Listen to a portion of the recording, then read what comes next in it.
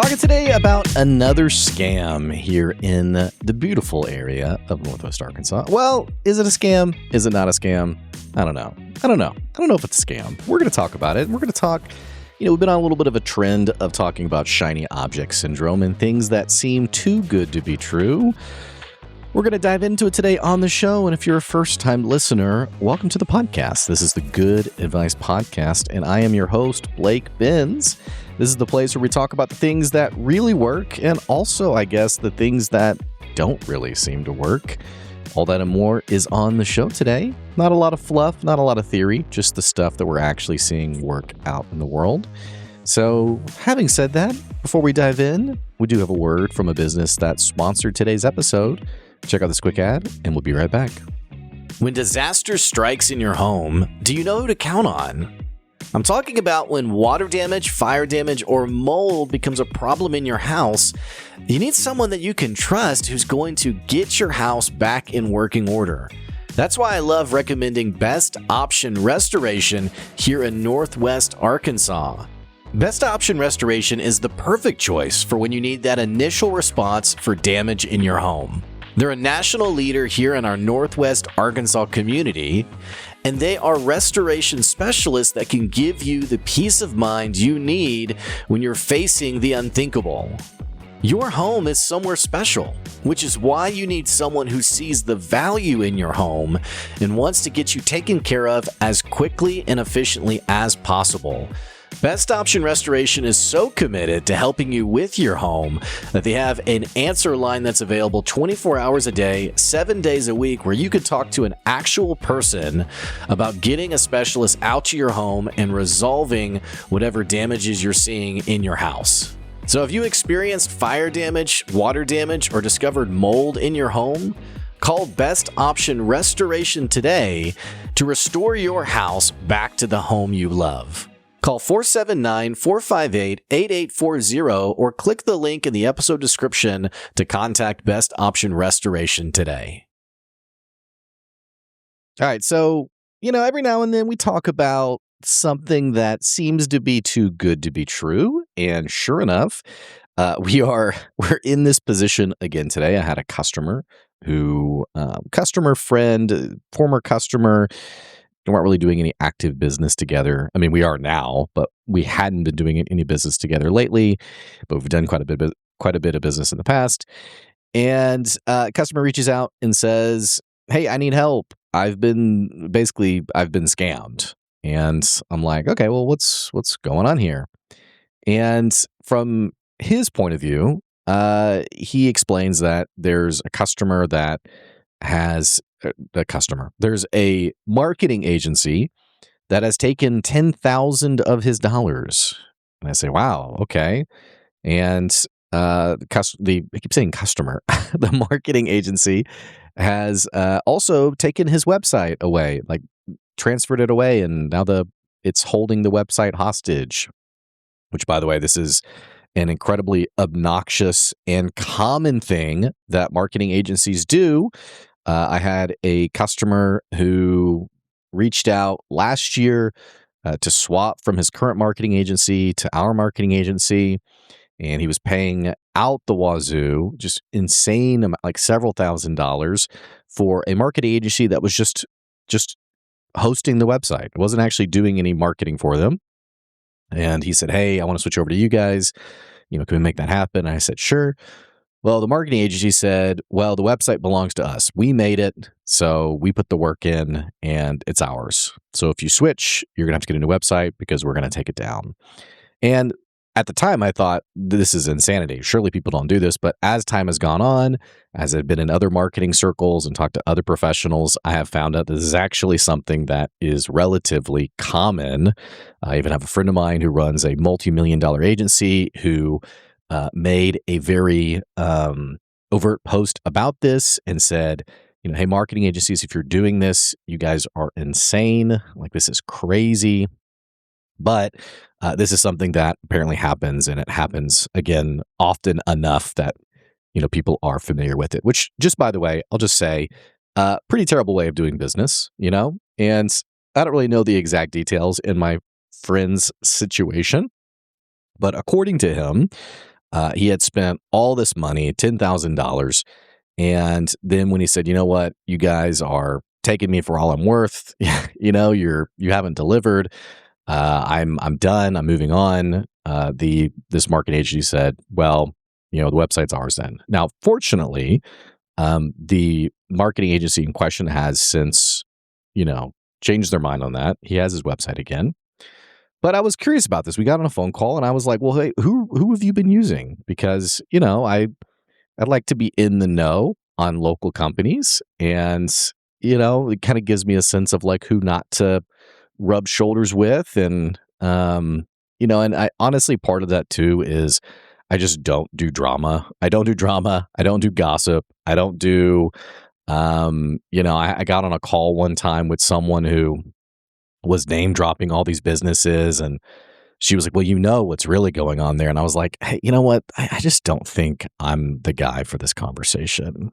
I don't think I'm the one. I'm not looking for the latest tea. I just kind of keep my nose out of people's business. And my life is dramatic enough with 3 small children. So, I'm kind of just like, whatever, you know?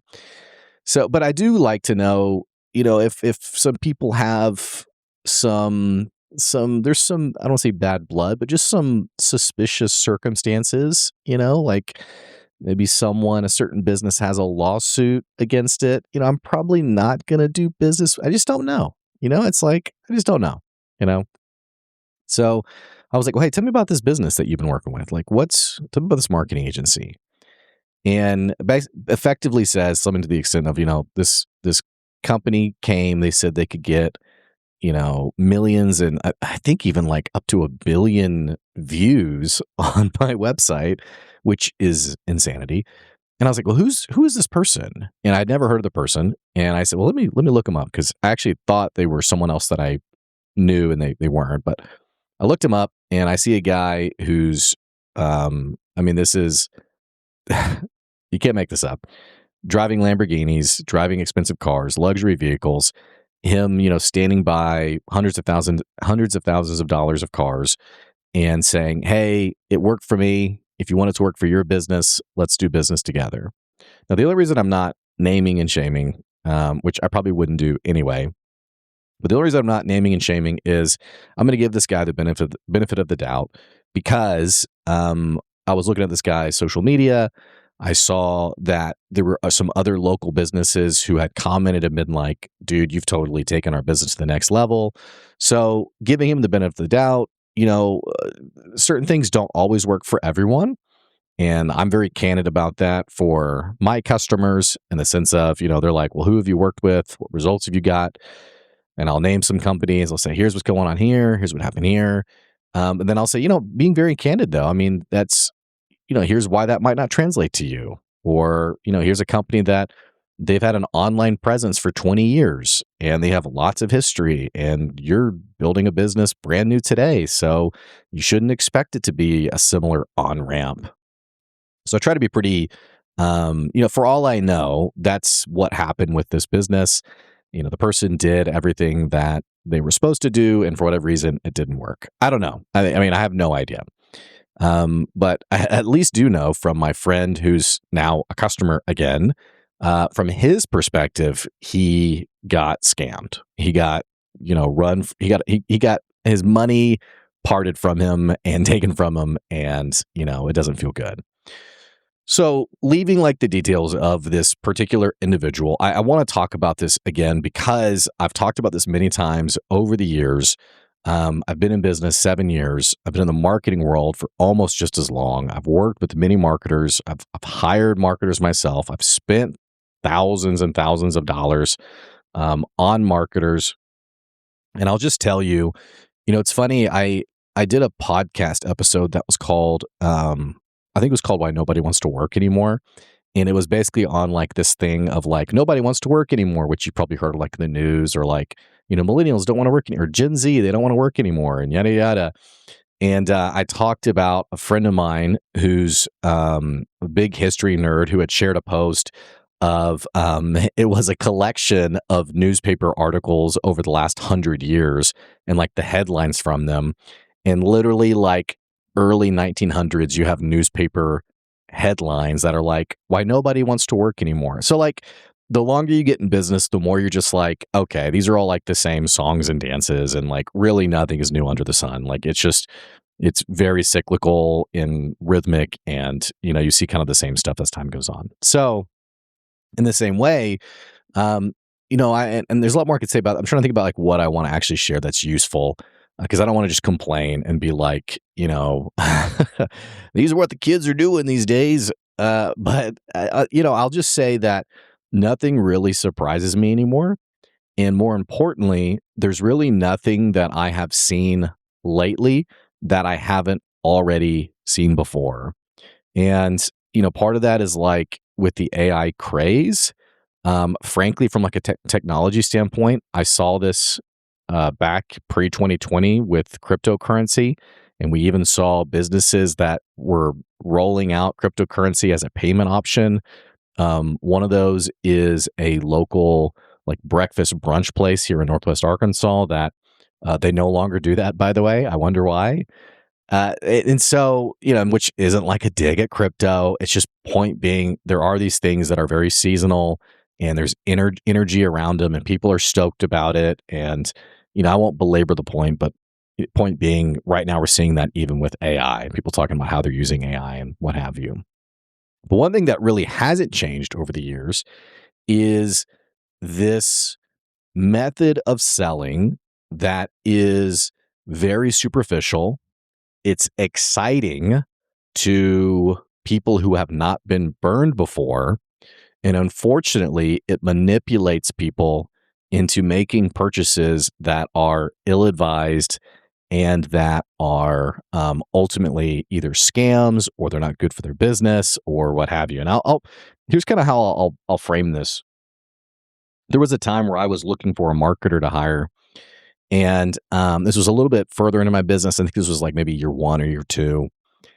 And I was looking for a marketer. I was meeting with a few different agencies, and each one I talked to, they were like, "Yep, we can help you. Yep, we can get you there. Yep, we can." They were naming all these statistics, and just sign on the dotted line. Let's work together today.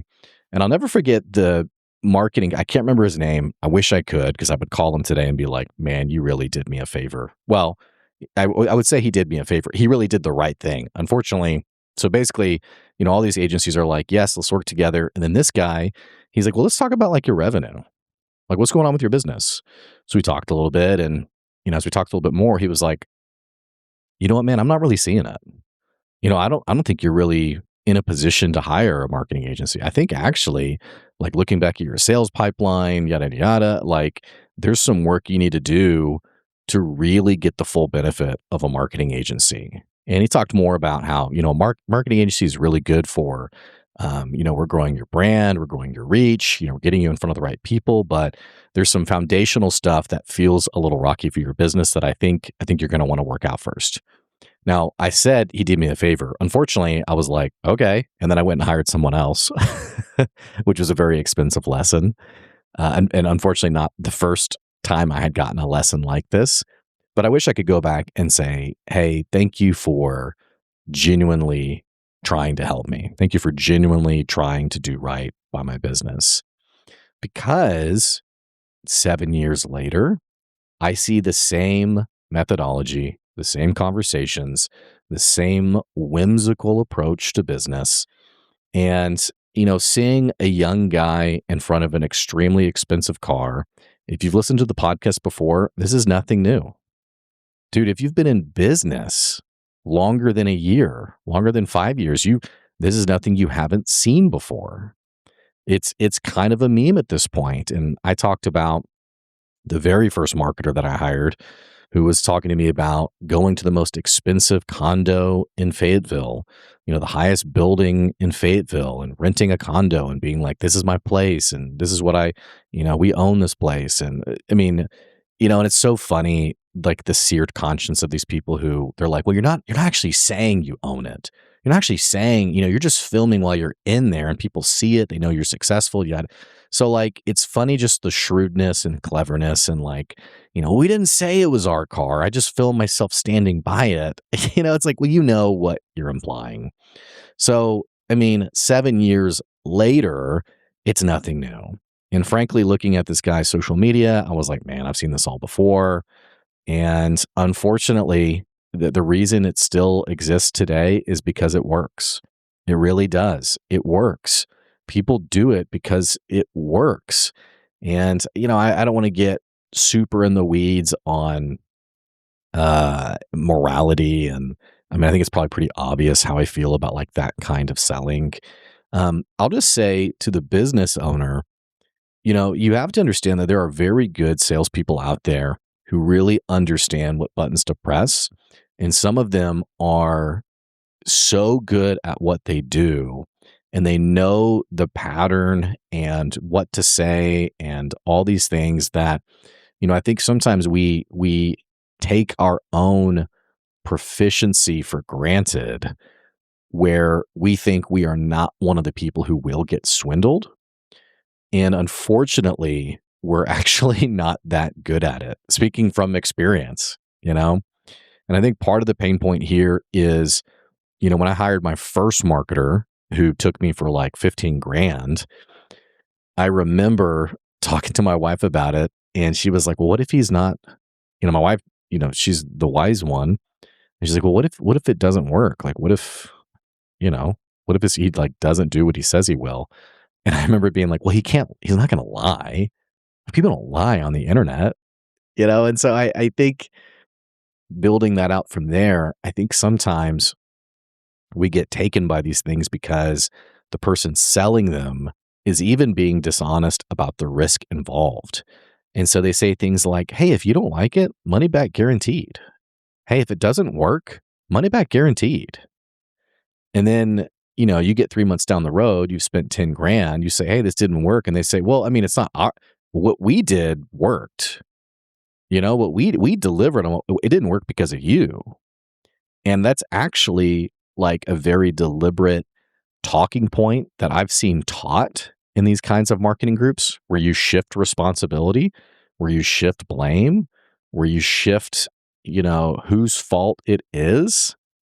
And I try to toe that line very carefully, because sometimes, like from a marketing point of view, or like from a business point of view, like a business consulting point of view, we don't always work with like the most uh, perfect businesses, I guess. I mean, I guess if we did, they wouldn't need us, right? So it's not always the most perfect business. So I've always been very cognizant of, how do we talk about the real issues your business is facing without it seeming like we're passing the buck or passing responsibility or passing accountability. But regardless, I have noticed a trend of people who blame their customers for getting swindled. And unfortunately, very little of this. Like I've talked about the roofer in Bentonville who's on trial right now for defrauding his customers. I'll just go ahead and tell you that is an incredible rarity. It is incredibly rare. Like, and I'm trying also to not be cynical or communicate cynicism. Like I want people to have hope in the world and hope in its systems and what have you. But if I could be just very candid and honest, very few people actually face consequences for decisions around how they take advantage of their customers. Very few people do. It's just a fact of the matter. So this guy in Bentonville, who's the roofer, who's on trial, it's the rarity. It's not the norm. I could name several other people that I know of who have angry customers that they've taken tens of thousands of dollars from. In fact, someone just told me about another guy yesterday who, and this is baffling to me. There's a guy who's a business consultant, business owner, effectively defrauded some people out of something like $500,000, and was ordered in court to pay that money back on top of restitution, on top of a penalty to those businesses, to those people that he took advantage of. And the whole irony, I mean, that's a lot of money. But the whole irony to me was, I was like, well, why is there no jail time? I mean, it seems like after a certain number of dollars, like, surely there should be, which, I don't know. Maybe I'm backwards in how I see things, but I'll even say that even a court ordering money to be paid is a bit of a rarity from what I see. I see people parted with their dollar often by very clever and shrewd people. And I remember even, I think I've told this story before. I had a friend of mine who was looking at one of these deals, one of these online programs, and we were talking about it. And I said, man, I would not spend money on that. I wouldn't do it. I don't think it's a good idea. And she said, well, they have a full 100% guarantee. And I said, that doesn't mean anything. It doesn't. And she's like, well, they literally say if it doesn't work, they will give you your money back. And I'm like, I'm just telling you, I don't think you're going to get your money back. And sure enough, a few months went by. Hey, how did it go? Didn't get her money back. Didn't work. Didn't get her money back. And she's out of business today. So and by the way, like frankly, I really despise. I mean, could she have been more wise? Likely. Are there decisions she could have made differently? Probably. But I really dislike the narrative that the weight of responsibility falls on her. It does not. The weight of responsibility falls on these sleazy, scheming, morally bankrupt marketers who have no issue charging for something and then basically taking people's money. And again, I hear it all the time. I talked to a business owner last year who was paying several $100s a month. I said, well, what are they doing for you? And he said, they don't do anything for me. That's just the fee I owe every month. And I'm like, well, why do you owe this fee? And he said, I don't know. I couldn't tell you. They said they were going to do all these things and they didn't do any of it. They literally have not done anything. And we're 6 months in. And I'm just like, well, again, could he do more? Probably. Should he do more? Yes. But who's really at fault here? You know what I'm saying? Who's really to blame here? So I think my advice to you is the next time you see an ad or a social media post or somebody talking about all the success they have and the tens of millions of dollars that they've made and, all the stuff that's going well for them, I will tell you as a general rule of thumb, it is not the full story. It's not the full story. What they're saying does not include every detail.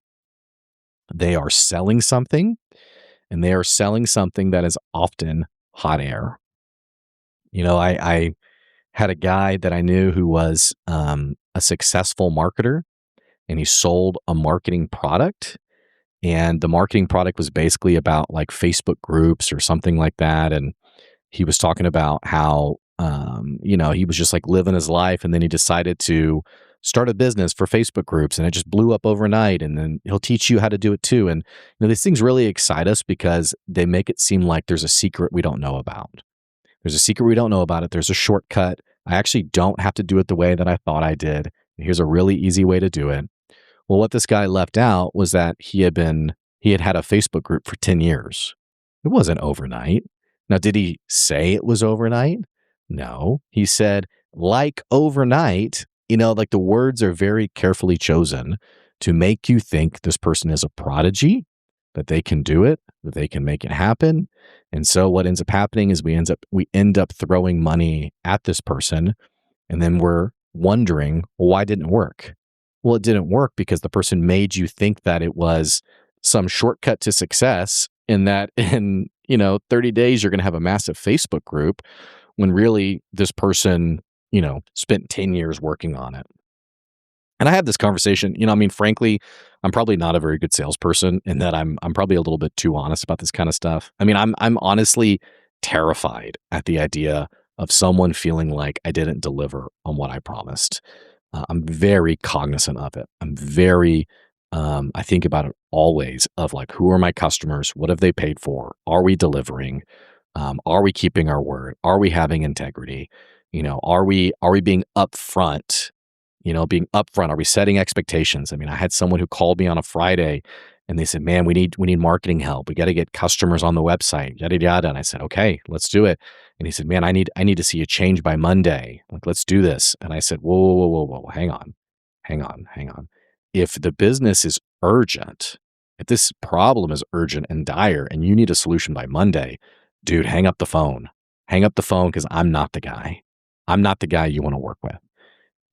Here's where we specialize and here's where we this is where we see success and here's what our timeline looks like." And, I had the same conversation with podcasting when someone wants to start a podcast and they say, "How long till we become viral and what does that look like?" And it's like, well, are you going to post content for a year?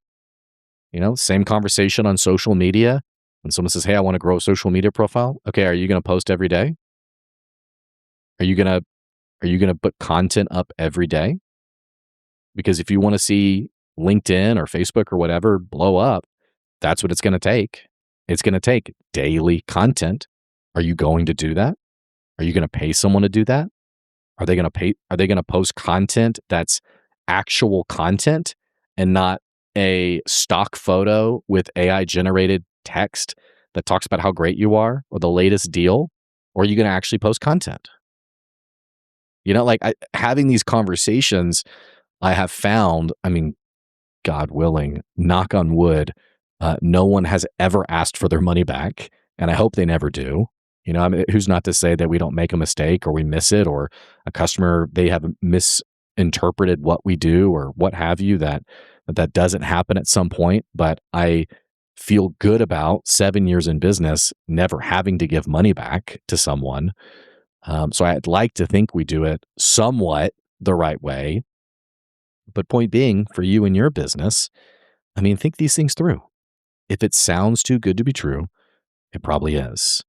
And understand that even when you're looking to do business with someone, are they talking about how everything's going to work, how great everything is, how easy it is, or are they being honest and guiding you towards what is ultimately your decision? And here's what I mean by this. When I have a conversation with someone, I don't say, "Hey, this is going to work and it's going to transform your business and it's going to double your sales or what have you." I say, "Hey, this is what it typically looks like. This is what it can do for you. Here's our checkpoints. Here's the data points that we evaluate according to. Here's how we measure success. Does that align with your measurement for success?" We have a conversation on that, and then we sell it accordingly.